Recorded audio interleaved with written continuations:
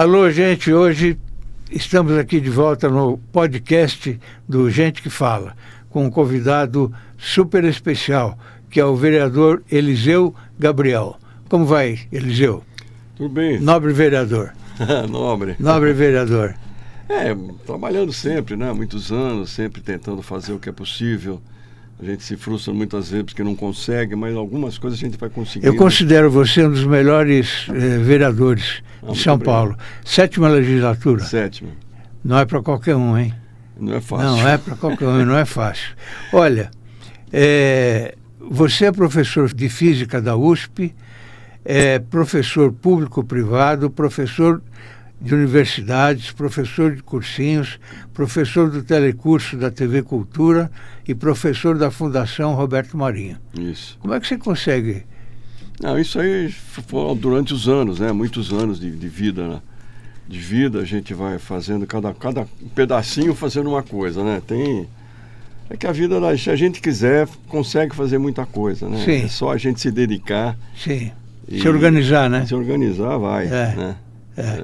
Mas que belo que você tem um currículo maravilhoso. Você nasceu na Vila Prudente? Na Vila Prudente, Rua Falque Giannini. Como foi sua infância, Eliseu? Olha, lá era um lugar muito teoricamente longe, não tinha asfalto, não tinha água encanada, mal tinha luz, né? Era um lugar muito... Era periferia, sim, né? Sim, Mas foi muito divertido, porque eu me lembro que a gente brincava na rua, que era rua de terra, não tinha nem guia, nem asfalto, nada, imagina. Tinha árvores frutíferas, tinha caqui, tinha pera na Fazia rua. Fazia buraquinho na rua para jogar bolinha de gude, sim, né? Bolinha de gude. Bolinha de gude direto, né? Bons tempos, hein? Muito tempo. Aí meu pai era uma pessoa muito simples, mas ele fazia os nossos brinquedos, né? Sim. Não tinha como comprar. Então ele fazia patinete, fazia carrinho, fazia tudo pra gente. Sim. Tudo feito de madeira, de coisas simples, né? Foi muito divertido. Que bom. Você, os seus pais, quem era o seu pai? Pode falar dele. O meu pai era um bancário, filho de pai e mãe italianos, né? Sim. Bancários. E uma pessoa simples, mas muito dedicada, muito trabalhador e sempre organizando a família, né? Não era uma família, por mais simples que nós éramos, uma família simples, era uma família organizada. Eu acho que isso que é importante, né? Sim. E sua mãe era libanesa? Minha mãe era descendente, filha de libanês. Sim. E também uma pessoa também simples, mas também muito preocupada com os filhos, com a formação, com o estudo. Tem esse valor, né, do conhecimento. Família, né? Família, o que é tradicional. Você é casado? Sim. E tem filhos, não? 4 filhos. Bom, tem o Vitor... Vai se lembrar de todos? Mais velha é a Nara, depois vem o Vitor, o Pedro e o Júlio. Que bom, que bom. Todos formados já? Todos. Engenheiro, nessa professor. área, missão cumprida, então. Sim. Professor, arquiteto, engenheiro, enfim. Aqui tem uma enfermeira, que é a minha filha. E você, com 7 mandatos na Câmara Municipal de São Paulo, vai ter eleição ano que vem para deputado federal, governador, enfim, você deputado estadual. Você pretende se candidatar, não? Estou avaliando. Se tiver alguma oportunidade, talvez eu... Tem que avaliar, né? Se tem chance, claro, se não tem... As condições, porque a campanha é muito difícil, né? A campanha, infelizmente, cada vez menos o que você faz Mas conta. a de vereador eu acho que é mais complicado, não é? É muito difícil. Então. É muito corpo a corpo, é muito difícil.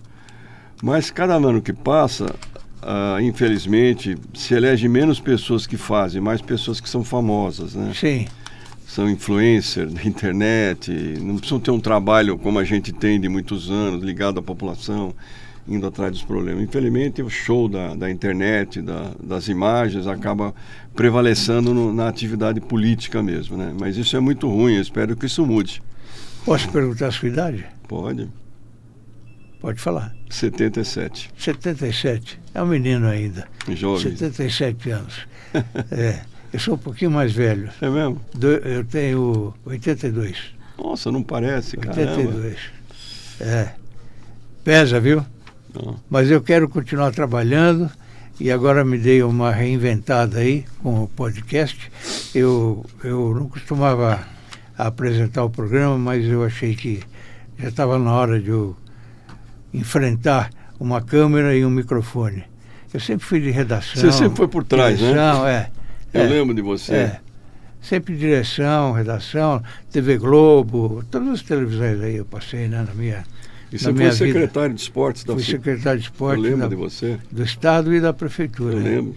Muito uma experiência fabulosa. E você fez um trabalho belíssimo, eu lembro disso. Muito obrigado, Gabriel. Você é conhecido como Gabriel, né? Como eu acabei de falar. Eliseu Gabriel, né? Eliseu Gabriel, mas aqui, professor Gabriel. Eliseu Gabriel. Quais as áreas que mais lhe atrai? As áreas? Como professor? Física, né? Eu gosto muito de... Números. Números, matemática, conta. O importante é assim, que a ciência é muito parecida com política, né? Porque sempre tem alguma coisa por trás, né? O que parece nem sempre é. Então, a gente tem uma intuição sobre uma interpretação da natureza que depois, na hora que você vai avaliar, não é bem aquilo. Sim. Então, isso é uma coisa que instiga muito, né? Sim. Tem exemplos muito importantes, né? Como, pessoa, a intuição dá a impressão que a Terra é o centro do universo, né? Não é uma tica, né? Depois, como se percebe isso? Pensando, fazendo experiência, avaliando, olhando. Mesma coisa política, né? Você pensa que é uma coisa, gente boa, não é. Aí você pensa que o cara está ajudando o povo, não está ajudando. Como é que foi a sua entrada na política? Foi desde muito tempo, né? Desde menino mesmo, né? Eu sempre tive muito interesse. E quando eu entrei na universidade, eu tinha 17 anos, tinha começado a ditadura. E era uma coisa muito violenta e eu fiquei muito revoltado com isso. Então fui um militante pela democracia. Sim. Então fui sempre muito militante. E depois a entrada numa eleição, eu nem imaginava. Aconteceu porque começaram a refazer voltou a democracia, as pessoas vai lá, eu fui, né? Aí comecei a participar da política mesmo, de partido político. E fui envolvendo, e acho que é uma ferramenta extremamente importante, né? Eu gosto muito disso. Também. Todo mundo ou a política te ajuda ou te prejudica, né? E o mandato de vereador, por exemplo, é uma potência, né? O vereador pode fazer muita coisa boa e muita coisa ruim. Sim. Então o mandato é uma grande ferramenta para você agir na sociedade. Como é que você vê, com esse passar de anos aí, a Câmara Municipal? Está melhorando ou piorou? Como é que você analisa? Olha, não dá para dizer que a Câmara piora, quer dizer, houve uma piora na própria sociedade como um todo, né? Do ponto de vista da solidariedade, do respeito entre as pessoas, né? Existe uma piora que se reflete na Câmara. Os tipos que se elegem são muito os tipos que a sociedade vai produzindo, né? Eu, por exemplo, sou um pouco de exceção, eu e mais um ou outro lá, que a gente tem uma história mais de trabalho mais ligado aos interesses públicos, a gente tem uma preocupação que a sociedade melhore, que as pessoas sejam bem atendidas, mas muita gente chega lá e ainda não sabe muito direito o que está fazendo lá, mas tem muita gente boa lá, né? O Natalini, por exemplo... O Natalini é uma maravilha, ele desistiu, ficou 5 anos, 5 mandatos comigo, depois ele deixou. É um excelente, é um tipo de vereador. Então a sociedade muda e quem ocupa a Câmara é diferente, né? E, infelizmente existe um esvaziamento do poder público, um sucateamento do serviço público, uma coisa assim ruim, né? Quer dizer, pelo que o Brasil tem e recolhe de imposto, nós podíamos ser um país maravilhoso para a população. Sim. Mas, infelizmente, grande parte desse imposto é espertamente apropriado por determinados grupos, né? Principalmente o setor financeiro. Então, que criam leis, eles elegem. Aí essa turma que tem muito dinheiro acaba sendo... Faria Lima, né? A famosa Faria Lima. Eles acabam tendo muita força para eleger os parlamentares. Né? Principalmente no Congresso Nacional, né? E aí os parlamentares fazem o que eles querem. Quer dizer, você elege um Zé Mané para ter um cargo tão importante como deputado federal, Ele, Maria, vai com as outras, vamos dizer assim, que o meu pai falava. Ele está lá, já foi pago para ser... É muito ruim. Claro, tem muita gente boa no Congresso, mas precisa melhorar muito, né? Infelizmente, esse desmonte do que é público acaba refletindo na eleição de pessoas que não têm muito compromisso, né? Olha, você que nos assiste e que provavelmente critica muito os políticos aqui da nossa cidade, do nosso país, o Eliseu Gabriel é um exemplo de bom parlamentar, bom vereador. Ele é trabalhador mesmo. Muito obrigado. E a gente, uma honestidade fora de série, uma pessoa também muito séria. E a amizade nossa também é antiga, né, Eliseu? Muito obrigado, viu, Fausto? Você foi secretário de Estado também quando foi com o Montoro? Não, no Franco Montoro eu trabalhei na Secretaria do Interior e na Secretaria de Planejamento. Sim. Eu trabalhava lá, mas Sim. eu não cheguei a ser o secretário. Não era o secretário. Não era o secretário. Sim. Mas depois eu fui secretário no governo Haddad e no governo Dória. Sei. Fui secretário nos dois. Sei. No Dória, secretário de? Do Desenvolvimento e Trabalho, é. Sei. E o que você me diz do governo Dória? Olha, ele tinha uma chance de ser um grande prefeito, um grande governador, mas ele se perdeu na vaidade, na autorreferência dele próprio, né? Ele tinha muito... Isso foi uma pena, porque era um cara que tem um grande potencial, né? Mas ele se perdeu nessa coisa pessoal, no envolvimento, na vaidade, ele devia ter concluído ou o mandato de prefeito ou o mandato de governador, né? E ele está mais preocupado em ser o presidente da República. Eu acho que isso atrapalhou muito ele, né? Claro. E todos nós, né? Foi uma pena. É uma pena que se perdeu uma possibilidade. Era um cara que conhecia bem o Brasil, um cara bem intencionado, mas eu acho que por problemas pessoais ele acabou se perdendo. Muita vaidade. É a impressão que eu tive, né? Se bem como tenho o maior respeito por ele, se ele estiver me ouvindo, fui secretário dele. Eu também tenho cheio de iniciativa, né? Criativo, né? Mas umas certas manias meio atrapalhadas, né? Ele é um cara positivo, né? Tudo que ele faz, Uma vez eu encontrei com ele no elevador, a FAESP era cliente da minha empresa, e ele ia fazer uma palestra, era candidato a governador já. E aí eu e ele sozinho no elevador, eu perguntei para ele, como é que tá? E aí, vamos ganhar, não vamos ganhar? Ele falou, Fausto, eu não entro em nenhuma parada que não seja para ganhar. Absolutamente otimista, né? E nessa eleição de governador ele ganhou apertado, né? Ganhou apertado. Era o Márcio França, o candidato. Isso. Mas ganhou, né? Ganhou de 1%, mas ganhou. Você trabalhou também na Eletropaulo. Trabalhei. Responsável pela distribuição de energia elétrica para a região metropolitana de São Paulo. Ali eu fazia todos aqueles programas de interesse social, né? Sim.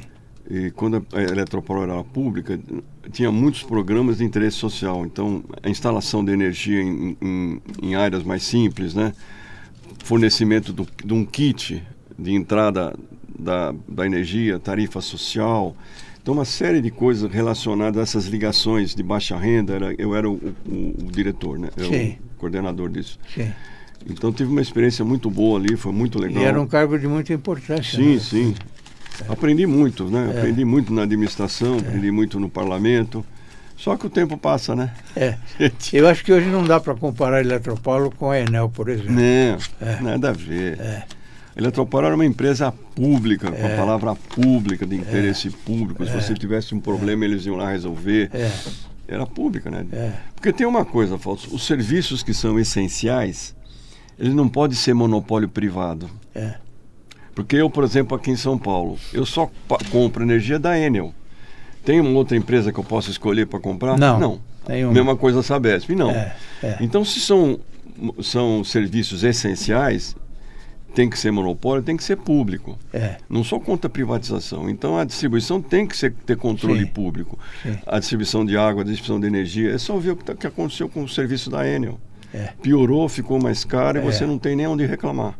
Né? E é todo mundo reclamando, né? E a Sabesp vai para o mesmo caminho. Você levou um bom desenvolvimento para a região noroeste de São Sim. Paulo, não é? Isso.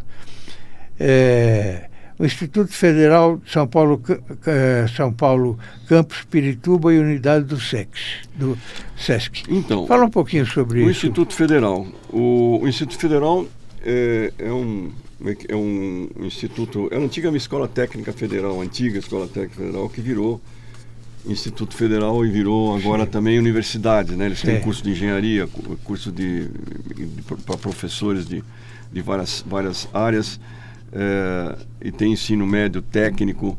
É uma maravilha, uma qualidade incrível, gratuita, professores concursados, muito legal o que é o Instituto Federal. Tem vários campos, né? E em São Paulo, na cidade de São Paulo, tem muito poucos. Então havia uma hipótese de fazer o Instituto Federal na região norte e noroeste, mas não havia lugar. Então eles já tinham desistido. Eu fui atrás de uma área para oferecer para eles, né? Aí eu consegui achar essa área pública, bem no centro do bairro, que não adianta a gente... Tem muitas universidades que são feitas em lugares muito fora. Aí tem problema de segurança, problema de não tem nada, não tem... As pessoas acabam desistindo, né, de fazer. Esse não, é bem no meio de tudo. Tem perto de estação de trem, ônibus, comércio. Mas aquele terreno estava lá para ser vendido. A prefeitura ia passar para frente o terreno e estava na lista já. Eu fui atrás, trabalhei. Fizemos uma grande mobilização no bairro para dizer que aquele terreno era público. Eu escondi o jogo que ia ser a universidade. Não, vamos fazer um parque. Até que eu estava conversando com o pessoal do Instituto Federal. O pessoal não ficar achando que... né? E aí, finalmente, a gente conseguiu fazer o acordo com o Instituto Federal. Aí a prefeitura, no começo, o prefeito, nem vou dizer quem, não assinou, mas o prefeito seguinte assinou. Aí fizemos a votação na Câmara e conseguimos doar aquele terreno para o Instituto Federal. E fizeram um campus belíssimo, né? Já está funcionando. Uma maravilha, uma referência para o bairro. Uma fase boa da sua vida, né? Muito legal. E o SESC tem outra coisa. O SESC também, eu consegui levar para lá. O SESC também conseguimos uma área remanescente do Instituto Federal e a Casa de Nassau, que também era um clube. Já atrasou um pouco por causa de acerto da escritura das duas áreas que estão fechando. Eu estive lá semana passada. Eu acho que daqui uns 2 meses aprova finalmente o projeto, né? Um projeto belíssimo, 40 mil metros de construção, mas tudo, um show. Que vitória, hein? Umas coisas que a gente faz, fica feliz, né? Olha, eu tenho uma lista aqui de projetos que você pode falar um pouquinho, se você desejar, de cada um. A lei da área escolar de segurança, por exemplo, que todo ano lança o livro Descobrir-se Autor. Essa é a lei da Semana Municipal de Estudo e Leitura. Sim. Então, a área escolar é uma outra lei, né? Então, essa lei, nós estamos há 14 anos fazendo eventos todo ano na cidade de São Paulo, primeira semana de abril. Quando não dá em abril, a gente faz em maio. Esse ano foi em maio. Então, a gente faz um grande evento. Agora conseguimos abertura no teatro. Esse ano foi abertura no Teatro Municipal. Nós conseguimos levar 1.200 crianças lá, mais ou menos, com professores, fazemos show, tudo com apresentação de aluno e também de artistas famosos, né? Sim. E é impressionante a qualidade das apresentações dos estudantes da rede municipal. Uma coisa incrível. A gente diz que o ensino público não presta, né? É maravilhoso. E é muito bonito, né? E quando termina... Então começa a semana no Teatro Municipal e tem uma série de atrações nas escolas, nas bibliotecas, nos espaços públicos, até em shopping center. A gente faz uma série de eventos, peças teatrais, contação de histórias, show musical, enfim, tudo que incentiva o conhecimento, né? E isso tudo na cidade toda. E terminado isso, a gente coloca os professores das academias estudantis de letras, que agora é uma lei que eu fiz, inclusive, que todas as escolas podem fazer. Antes era um programa, agora virou uma lei porque eu fiz uma lei. Eles preparam texto dos alunos e esses textos selecionados vão para um livro. E todo ano a gente publica um livro dos textos dos alunos, chamado Descobrir-se Autor. Sim. E é uma maravilha, porque a gente faz o lançamento numa sessão solene na Câmara. E aí vai as famílias, é uma emoção muito grande. E a lei da transparência? Então, essa é uma que lei... combate a corrupção, né? Isso, é uma lei que dá acesso ao cidadão a tudo quanto é informação sobre obras, sobre o que está acontecendo. Infelizmente, o pessoal não conhece a lei. Então, o pessoal não sabe que tem direito. A mídia prefere publicar notícia ruim do que notícia boa. Pois e aí até você me deu uma boa ideia. Eu vou começar a divulgar mais. Pô, você tem direito, olha, só você fazer um ofício tal, você pode ir lá ver. Entendeu? É assim que precisa. A Vivi está aqui com você, ela sabe dessa dificuldade, sabe né? Tudo. Lei que criou o Conselho Municipal de Ciência, Tecnologia e Inovação. Então, essa lei é uma lei que... ela prevê que a cidade de São Paulo ela tem uma maior quantidade de institutos de pesquisa e universidades praticamente do hemisfério sul do mundo, né? A parte sul do mundo, da América Latina, com certeza. Então tem aqui o Instituto IPT, Instituto de Pesquisa Tecnológica, Instituto Biológico, Instituto Butantan, Universidade de São Paulo, outras universidades também que tem alguma pesquisa, como Mackenzie e outras, né? Universidades federais que tem aqui, estaduais, a Unesp tem a sede aqui também. Enfim, que nós, durante um tempo essa lei valeu, continua valendo, mas a gente fazia reunião, encontros com todos os representantes dessas, discutindo sobre como elas podiam colaborar com a administração da prefeitura. E uma série de ideias iam surgindo, né? Até sobre qualidade do asfalto, até sobre problemas das inundações, problemas técnicos, problemas climáticos, problemas sociais. Então a gente sempre fazia esses encontros e levava isso para a prefeitura. É uma lei ultra importante, né? Que inclusive a proposta de fazer centros tecnológicos, né? Parques tecnológicos na cidade de São Paulo.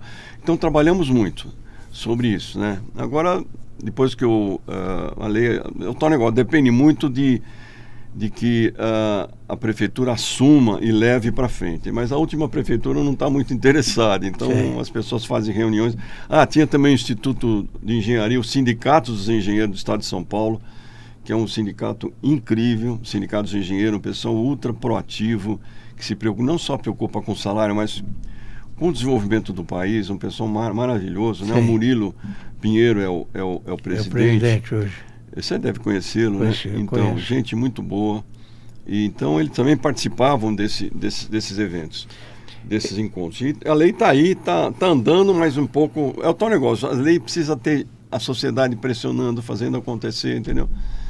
E precisa ter o executivo interessado. Você faz a lei, depois ela tem que ser executada. O executivo no momento está em outra, está voando, querendo resolver, vai ser candidato a governador, outro quer ser não sei o que, e não se preocupa com o que está acontecendo. E a cidade tem um potencial fantástico, a cidade de São Paulo. Por falar nisso, isso aí é um problema mesmo, porque a pessoa senta na cadeira de prefeito e depois, em seguida, passou 2 anos, quer ser governador. Então vira candidato outra vez e esquece dos problemas vira candidato da cidade. Deixa de ser prefeito. E deixa de ser prefeito. Não é? Eu acho que o mandato devia ser de 5 anos. Aí eu não sei se você é a favor ou contra, mas mandato de 5 anos com reeleição. Com reeleição. Porque se o cara for bom, tem que ficar, não é? Eu não sei qual é seu pensamento sobre isso. Eu acho certo, ou 4 ou 5. E eleições gerais. Uma eleição, né? Uma eleição só. Coincidindo as eleições. Eu acho que sim. Eu acho que seria interessante. Porque eu acho que ajudaria muito, né, nisso que você acabou de falar. A pessoa entra e está pensando já no outro cargo. O caso do Dória, né? Que foi uma pena, que ele podia ter sido um... Saiu de prefeito e depois saiu de governador. Ele teve que renunciar ao cargo de governador, ele ia ser candidato a presidente, aí puseram ele na parede, ele teve que renunciar. Né? Presidente não é fácil não ser candidato, né? Porque ele ficou só ele não cumpriu o mandato de governador inteiro, né? Tem uma lei sua também que obriga o teste do coraçãozinho dos recém-nascidos. Isso é super importante. Importantíssimo, né? Porque esse negocinho, você tem uma percentagem de, não me lembro se é 2 ou 3% que tem esse problema. né, problemas no coração, se descobre na hora que a criança nasce, imediatamente você pode fazer uma intervenção e resolver. Sim. Entendeu? Se não Sim. faz, o que vai acontecer? Lá para frente a criança vai ter, quando chega a 7, 8 anos, começa a ter problema de coração, aí não tem mais volta. Então uma coisa, uma obrigatoriedade. Fiquei muito feliz dessa lei, agora é obrigatório, todo hospital faz. Tem outra aqui, lei de bituqueiras. Pois é, uma lei que obriga grande parte dos bueiros entupidos. Olha aí. Aí. Todo lugar tem isso. Aí chove, isso vai pro bueiro. Isso aí não é biodegradável. Entope o bueiro. A quantidade de bituca que tem no chão. Então agora, embora muita gente não cumpra, as leis obrigam a ter uma bituqueira. Todo lugar que tem movimentação, né? Porque agora as pessoas descem, vão fumar na rua, não pode fumar dentro dos espaços. Então tem que ter uma bituca, a pessoa jogar ali para poder depois recolher, não jogar na água, né? Olha aí. Você não é fumante, não? Não. Felizmente, né? Até que eu tentei, sabe? Quando eu era jovem, assim, você também, você ainda é jovem, né? Mais ou menos. Eu tentei fumar, sabe? Porque ficava mal. Na minha época, assim, quem não fumasse era... Imagina, não fuma, que coisa. Tem que fumar, né? Para ficar bonito. Eu né? Fumei até 40 anos. 40 anos. Depois, mas eu nunca aprendi a fumar, nem tragar. Então, não consegui ter o vício. Melhor. Bem que eu tentei. Melhor assim. Projeto de lei que fornece internet gratuita. É uma lei também nas escolas. Também tá valendo. Como é que você enxerga o trabalho da Câmara hoje? Hoje está muito um pouco claro ainda, né? O prefeito tá diferente do que ele era, né? Ele está muito pouco, tá muito agressivo, a impressão que eu tenho, né? Está diferente. Ele não entendi bem o porquê, né? Agressivo, você disse? Hã? Agressivo. É um jeito mais autoritário, um jeito que não era assim, porque ele foi vereador ele era conosco, simples, né? Uma pessoa simples. Quando ele substituiu o Bruno, durante o tempo todo que ele estava lá, a gente conversava mais. Agora ele ficou muito... Não sei porque quer ser candidato a governador. Fiquei triste, porque é uma pessoa que a gente tinha uma relação melhor, né? Sim, inclusive da Câmara, né? Da Câmara. E a Câmara também, não sei, está um pouco... Não sei se é dispersa, embora haja... O presidente agora é o Ricardo Teixeira, um bom vereador, uma pessoa muito boa, eu gosto dele. Sim. Mas as pessoas que entraram estão um pouco ainda... O Ricardo está agendado aqui também. Então, ele é bom. Pode trazer, ele é um bom cara. Ele está fazendo um grande esforço para dar uma organizada na Câmara, né? Sim. Mas eu tenho visto muita tensão. Muita gente tem muita tensão colocada lá dentro, de grupos muito antagônicos, né? E isso dificulta um pouco, né? Aliás, o mundo está assim, né, Eliseu? Esse é o problema. Então você faz um projeto de lei, tem uma palavra que os caras não gostam, você começa a denunciar. Não voto. Vamos conversar, certo? Que muda a palavra. Fica dando... Infelizmente, as pessoas estão mais preocupadas em dar show na internet. Esquece o diálogo, né? Não, e nenhum, só grita. É um horror. Eu espero que isso mude. Tem muita gente boa lá. Será que isso está acontecendo mais depois da pandemia? Ou a pandemia não tem nada a ver com isso? Eu acho que está acontecendo mais... Eu acho que porque existe uma... Por exemplo, aqui, você é o Fausto Camunha. Sim. O seu programa tem nome. Sim. E se você falar alguma coisa, você é processado. Você é um jornalista. Então a fonte que você busca tem que ser séria. Agora, se o cara está atrás de uma câmera, de um celular, ele fala o que quer. Ele não tem filtro.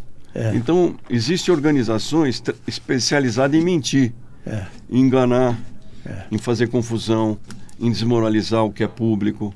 Né? E aí as pessoas acabam sendo massa de manobra de interesses maiores. Quem é que não quer o poder público organizado? Quem está fazendo os negócios. Quem quer que o poder público seja fraco. O que o Musk falou? O Musk falou assim, eu dou um golpe, tiro vocês do governo. Lembra que ele falou? Sim, lembro, claro. Eu faço o que eu quero, porque ele é muito rico. Então, com as redes sociais, eles desmoralizam as instituições. E muita gente é massa de manobra e pensa que estão sendo espertos. Sim. Acabam mentindo, porque não tem filtro. Então esse é um problema, né? Você falar o que você quer, antes, porque a civilização, o que é? Você ter uma cultura do respeito. Uma cultura não, eu não posso ter vontade de matar aquele cara, mas você fala, só pensa, você não vai pegar uma faca e matar o cara.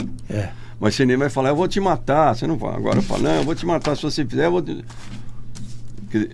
Liberou geral. E muita gente acaba entrando nessa vibe e acaba fazendo. Você vê essa história de criança indo matar professoras, não é? Esses testes do desodorante, você viu falar? Já. A molecada cheira e morre. Então, enquanto não tiver... Porque aprende na internet. Exatamente. Enquanto não tiver um controle público da internet, nós estamos perdidos. Das redes sociais. Tem que ter controle, tem que ser responsabilizado. Ela veio para o mal e para o bem, né? Sim. Quer dizer, um canal que publica o teste do desodorante, né, de vaporizar o desodorante para entrar em...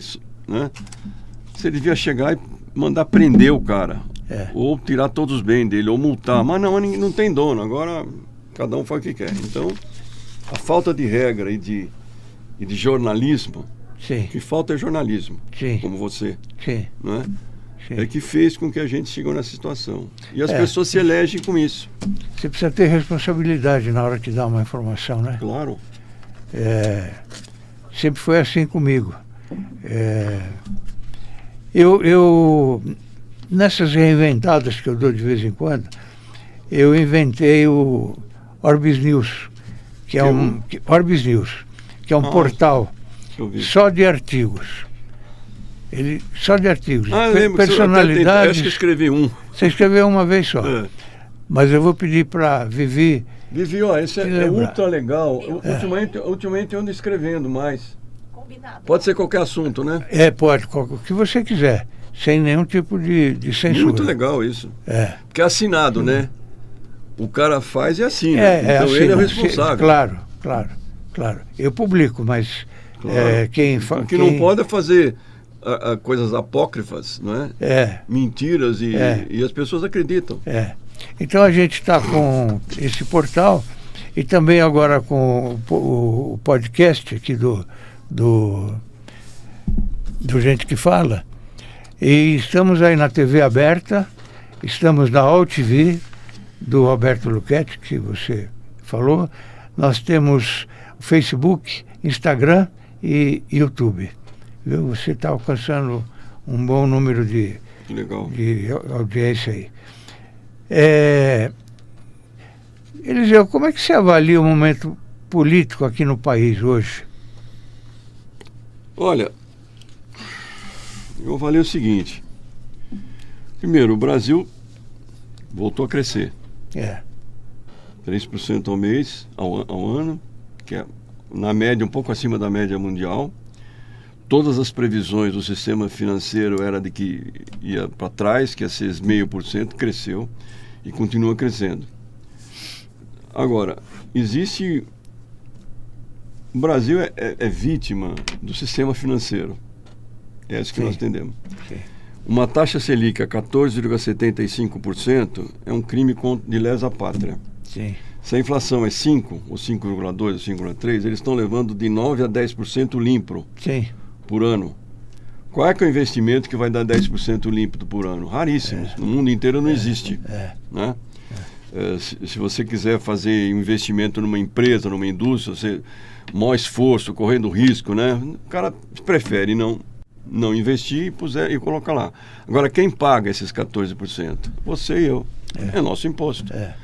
A taxa Selic é a taxa que o governo paga pela dívida pública. E essa dívida pública acumula, porque nem sempre consegue pagar o principal. Agora, o mais incrível é que a relação entre a dívida e o PIB é 76% no Brasil. 76%. Então, não é... Enquanto nos Estados Unidos é 130%. No Japão é 220%. Da Itália é 110%. Estamos lá embaixo. Então, nós estamos no equilíbrio. Existe o tempo inteiro gente falando, não, tá bom, mas vai piorar. Tá bom, mas tá ruim. Agora você vê, por exemplo, o Lula foi para a China. Ele fez um monte de negócio, ele levou um monte de empresário e tinha que levar, todo mundo leva. Empresário do agronegócio, da indústria aeroespacial, da informática, de todos os das comunicações, fizeram um monte de acordo de investimento chinês aqui e compra, né? Mais de 20 bilhões acertaram dos chineses, compraram coisas que além do nosso agronegócio. E o assunto principal da mídia foi a Janja. O assunto principal foi a Janja. Em vez de tratar, ele fez tais acordos para o país, não, é a Janja. Porque a Janja falou que o TikTok... Quem falou que os chineses se preocuparam com isso? Ninguém se preocupou com isso. E ela não falou... Ela é um pouco exagerada, mas ela não falou mentira. Falou que o TikTok é uma das redes sociais que tem muita coisa ruim. E os chineses, o Xi Jinping, disse que vai investigar mesmo. Ótimo. Mas falou aqui... Aí um cara... Alguém lá... Aí você vê Estadão. Mais de 50, 60 pessoas, a grande comitiva. E quanto custou essa comitiva do Lula? Vem gastando dinheiro público. Em vez de falar o que nós vamos fazer lá... Vamos salvar o Brasil, fazer negócio. E outra, a China é o maior comprador do agronegócio nosso. Se o cara é teu freguês, tem que tratar bem. Claro. Foi na Rússia. Todo mundo devia ir na Rússia. Porque lá se comemorou os 80 anos da luta, da derrota do nazismo. Certo? Mas o Putin... Bom, não interessa. Mas lá está uma série de ditador. E o Trump não vai falar com a Arábia Saudita? Com o pessoal um monte de ditador também, qual é o problema? Eu sou contra os ditadores. Mas não dá para ficar sujar. Foi lá na Rússia, o Trump também foi. Por que ninguém fala que o Trump também foi? Não é? Agora, o que foram os 80 anos da luta contra o nazismo?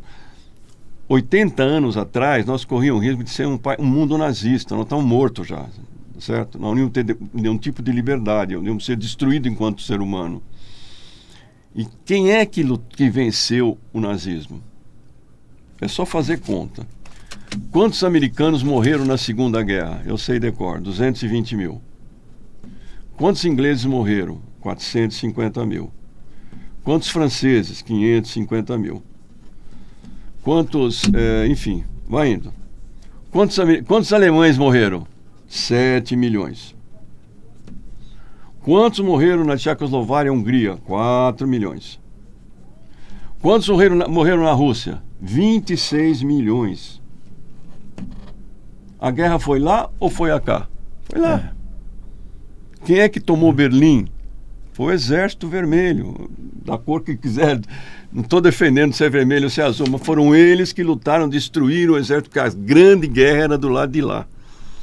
Então, é claro, todo ano, para eles, 26 milhões de mortos. Pensa bem, um país, morreu 30% da população russa. Morreu. E o que o mundo está precisando hoje é um pouquinho de paz, né? Então, porque... se os caras estão comemorando o fim do nazismo, ele quer fazer uma festa. Qual o problema do Lula ir lá? Aliás, a Rússia é freguesa do Brasil, tem que tratar bem quem é freguês nosso. Agora, o que está por trás disso é outra coisa. É a questão dos BRICS. Sim. Essa é a questão, a grande geopolítica. Sim. Brasil, Rússia, Índia, África do Sul, e agora tem outros agregados, como a Indonésia, Irã, etc, etc. Porque os Estados Unidos insistem em ser monopolista, ele quer ser... Só ele quer. Eles são contra a multipolarização, eles querem ser o polo de tudo. Quando esse grupo aqui está construindo outro tipo está construindo multilateralismo. E o grande medo deles é o dólar sair, deixar de ser o grande moeda do comércio internacional. Por isso que eles ficam atacando o Lula. Porque nossa empresa, infelizmente, não é independente. Eles estão lá atacando, pagam, então a gente paga. Não, a Lula foi lá falar com o Putin, aquele ditador. O Trump pode, né? Mas o Lula não pode. Agora, a grande questão é o BRICS.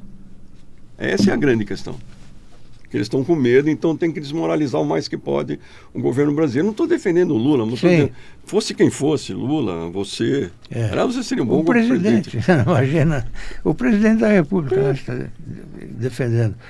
Vamos falar de um assunto ardido, a ditadura. Qual foi a sua participação na luta contra a ditadura? Foi uma participação muito intensa. Sim. Eu era muito jovem quando entrei na faculdade. E na USP, né, na física na USP, e lá era um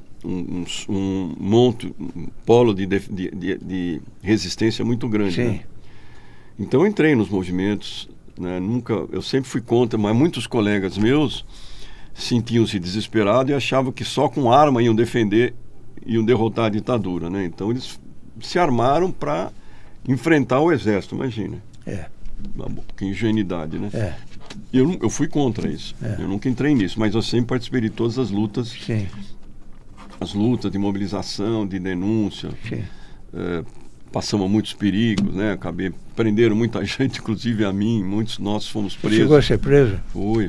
Não torturado, não? Sim, torturado também. Umas porradas, um choque elétrico. Uma barbaridade. Eu ainda não aconteceu muita coisa comigo. Mas colegas meus foram destraçalhados, né? Ficaram completamente pirados, morreram. Mas isso para você hoje já é assunto passado, né? Cuidado. Isso para você hoje já é assunto passado. Assunto passado, mais de 50 anos, né? Claro, se a gente é jovem e outra, não me arrependo. Acho que foi importante, porque é tal negócio. Você tem você tem um combate que você precisa fazer contra uma coisa que está errada. Cada um que dá um soquinho, é que nem uma luta de boxe, é um soquinho, outro soquinho, outro soquinho, outro soquinho. Então fiz um pouquinho. Todo mundo fez um pouquinho. E muitos colegas meus fizeram muitas coisas, né? Muitos morreram, né? Foram assassinados. Eles iam na escola buscar os colegas de metralhadora. Pá. Você está dando aula para uma metralhadora. Prender os caras, matavam o cara que estava no ponto do ônibus. Quer dizer, uma coisa bárbara. Eu, numa das empresas que eu trabalhei, na época eu tinha um sensor ao lado. Você terminava de escrever a notícia, tinha que dar para o cara. Dava a impressão que ele não sabia nem o que estava lendo. Mas ele que dizia para que você se podia pôr no ar ou não podia pôr no ar. Né? E isso para o jornalismo tanto que o Jornal da Tarde, na época, tinha coisas em branco, né? Lembra? Receitas. Receitas, porque você não podia falar de nada, né? E hoje, pelo menos, a gente tem aí tem a internet, que tem os dois lados, bom e ruim, mas tem a imprensa, que eu acho que sempre é um bom lado. Não, né? Se não tem imprensa, nós estamos roubados. Exatamente. O seu trabalho aqui é fundamental. Você traz pessoas das mais variadas posições. Eu acho muito importante o que você faz. Até aqui uma nota incluindo Gilberto Natalini. Você participou de um movimento em defesa do SUS. Sim. Com Gilberto Natalini. Foi. Isso é outra coisa que você vê, o SUS é um bálsamo. Se não tivesse esse SUS... Maravilhoso. O povo brasileiro estava pior. Nossa, meu Deus. Então o SUS é um público, né? Um serviço público. Olha aí, você tem a foto? Tenho. Aí. Olha aí, Vivi. Defesa do SUS. Olha aí, que bacana. Eu vou te falar uma coisa. Eu precisei comprar uma medicação, aliás, duas, muito caras. Estavam na lista do SUS. E eu peguei e fui lá. Entrei na fila e tal, fiz. Daí me perguntaram a idade. E eu estava com 80 anos. Falaram, não, o senhor não precisa ficar na fila aqui, não. O senhor vai naquele guichê ali e eles vão já resolver a sua questão. Aí eu saí da fila, né, fui lá, resolveu e acabou. E toda vez que eu tenho que ir lá, a primeira coisa que eu falo, olha, eu tenho 82 anos. Porque você passa na frente, há muita gente que procura. Certo, né? Que é certo. Mas é muita gente que procura. E as pessoas de idade são atendidas com prioridade. Você vê, isso não acontece em outros países. Não. Isso é uma coisa que tem no Brasil. Falam muito dos Estados Unidos. Se você for lá e ficar doente, você está ferrado. Está morto. Não é? Você está morto, porque é tudo particular. E tem muita gente querendo fazer aqui igual, né? Isso que é impressionante. Sim, sim. Então, olha que dupla que vocês fizeram, hein? Você e o Natalini. Que coisa. Natalini é um cara incrível, nossa. Para mim, ele era o melhor vereador de São Paulo, na minha opinião, enquanto ele estava lá no mandato. Excelente. Ele foi muito pressionado, né? Muito ameaçado. Infelizmente. Né? Entrou em algumas lutas Dizer, pesadas. você tem algum hobby? Eu gosto muito de música, gosto de ouvir música, gosto de reformar casa. Sim. Você mora em casa? Moro em casa. Eu tenho essas coisas assim, mas eu gosto de ler também, né? Leio muito. Pratica esporte, não? Infelizmente não. Embora você seja o secretário de esportes, exemplo para São Paulo, eu gosto de esporte, mas sou muito ruim. Eu era bom de basquete quando era mocinho. Sim. Até que eu era um pouquinho mais alto que a média. Sim. Eu jogava relativamente mal e bem, Bem, não jogava tão bem, mas gostava. Sim. Mas futebol sou uma negação, embora adoro futebol. Eu sou corintiano, né? Sofro a vida inteira, né? Você tem livros escritos, não tem? Tem. Fala sobre eles. Bom, eu tenho livro didático, né? De física, que eu já escrevi. Mas tenho também um livro... Você é totalmente ligado ao ensino, né? Sim, continuo. Tem um livro chamado Brasil Soberano. Aí. Olha aí. Você sabe tudo, caramba. É a produção. Que maravilha. E tem um outro livro que saiu 2 anos atrás, que chama Por um Brasil Unido e Forte. Sim. Eu vou te trazer. Sim.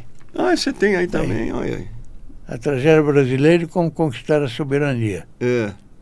Esse é um livro de muito esforço, assim. Eu escrevi durante a pandemia. Sei. Estudei muito para escrever muito, assim, sobre a história da economia do Brasil, a política, né?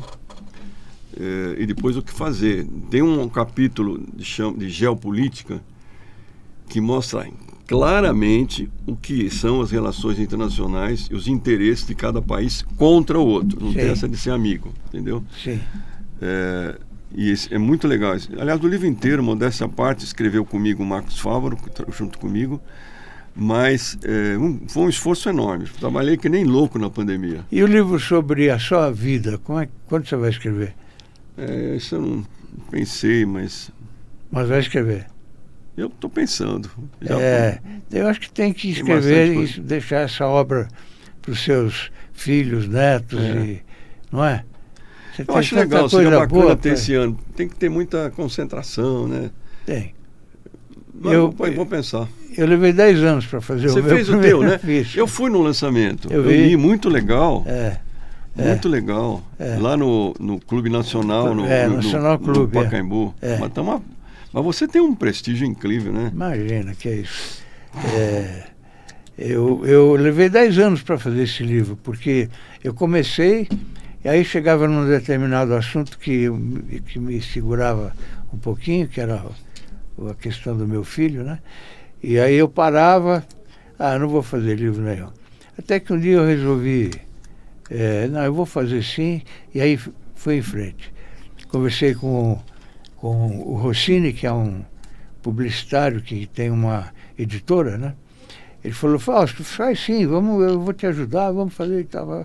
E eu fiz o livro. E felizmente no lançamento teve bastante gente. Nossa, espetacular. Fiquei surpreso, mas é gostoso, é muito gostoso escrever. E eu contei desde o dia que eu nasci, né? Olha aí essa foto. Nossa, que foto legal. Você... Olha eu aqui, ó.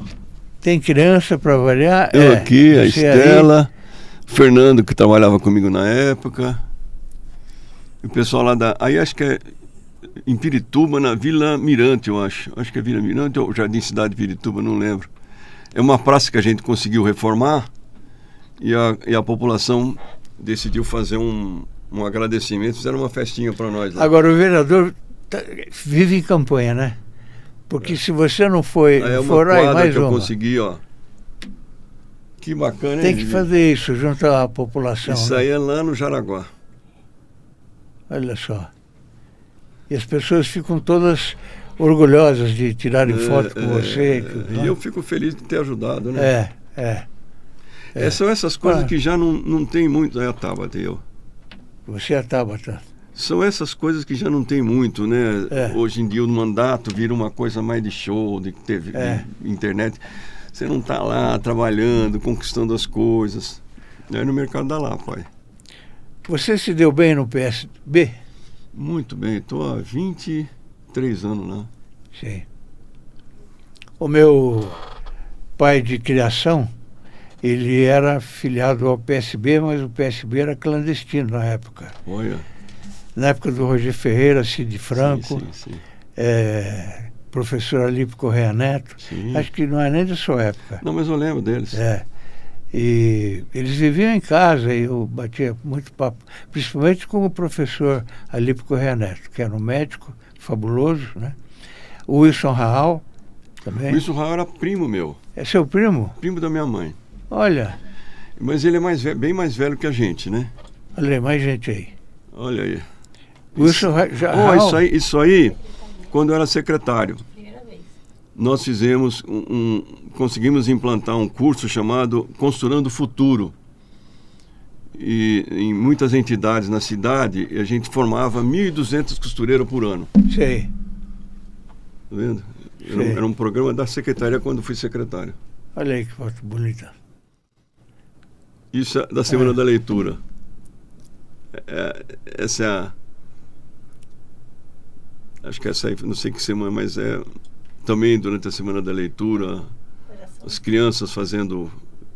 Você não para, né? Não. Que hora você vai dormir todo dia?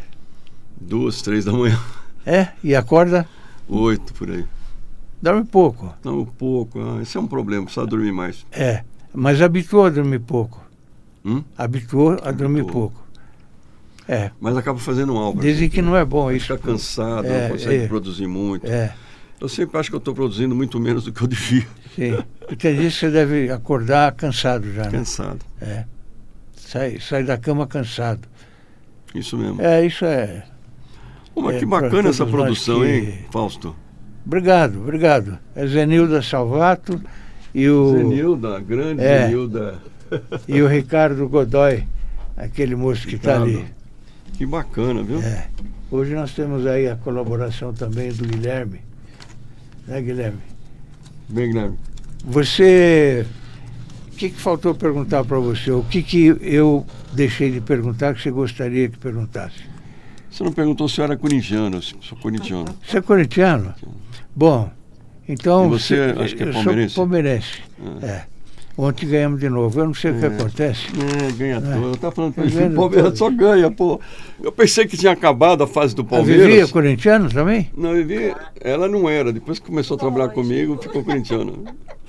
Mas não foi São Paulina, né? Não foi na marra, não, né? Não. Deixa ela à vontade para escolher. Enquanto ela está lá na Câmara trabalhando, é corintiana. Chega em casa, era São Paulina. Eu tenho a Zenilda aqui também é corintiana. Corintiana, Zenilda? E eu não Você sabe, eu fico pensando, é um negócio que eu sempre conto, né? Eu fiquei corintiano, já que você contou a minha idade, né? Em 1954. Sim. Eu tinha 6 anos de idade. Sim. Eu morava lá na Vila Prudente, como te falei, uma casa simples, mas feita pelo meu pai. A gente era uma família organizada, pobre, mas organizada. Simples, não digo pobre. Sim. Pobreza é espírito, não é o material, né? É isso aí. E aí tinha um rádio, sabe aqueles radião que tinha? Então na minha casa tinha uma cozinha grande, aquela casa pequena, uma cozinha, um quarto, 2 quartos, né? E uma sala pequenininha. Na verdade usava para dormir também. Então aquele radião em cima, naquelas cozinhas grandes, né? De piso de São Caetano, vermelho, cerâmica São Caetano, lembra? Lembro.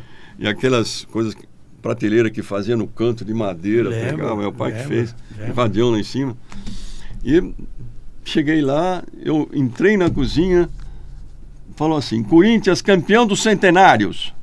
No rádio, Corinthians campeão dos centenários. Chamou atenção. Pô, eu sou corintiano. Chamou atenção. A partir daí comecei a ser corintiano. E você imagina, eu fiquei de 1954 até 1900 e não sei quando o Corinthians ganhou foi 77. De 54 a 77. Foram 23 anos sem ganhar um título. Eu continuei corintiano. Aí foi o Basílio fez o gol, né? Basílio fez o gol. Agora você imagina um garoto de 6 anos virar corintiano e só ver o time dele campeão. Eu tinha 30 anos, já era pai. E continuei, você vê que fé. Eu não posso reclamar muito do meu time, não. Eu virei palmeirense por causa de uns vizinhos. Sabe o Arthur Ramos? Sim, eu morei lá. Ali tem uma vila. Eu morei no Arthur Ramos 250. 250? Edifício Cláudio, esquina com a Mário Andrade. Mário Andrade. Quando você entra na Arthur Ramos, tem uma vila à direita. Logo na entrada. Sim. Eu morei naquela vila. E Olha aí só. tinha uns vizinhos alemães, e o que mais se dava comigo era palmeirense. Torcer pro Palmeiras.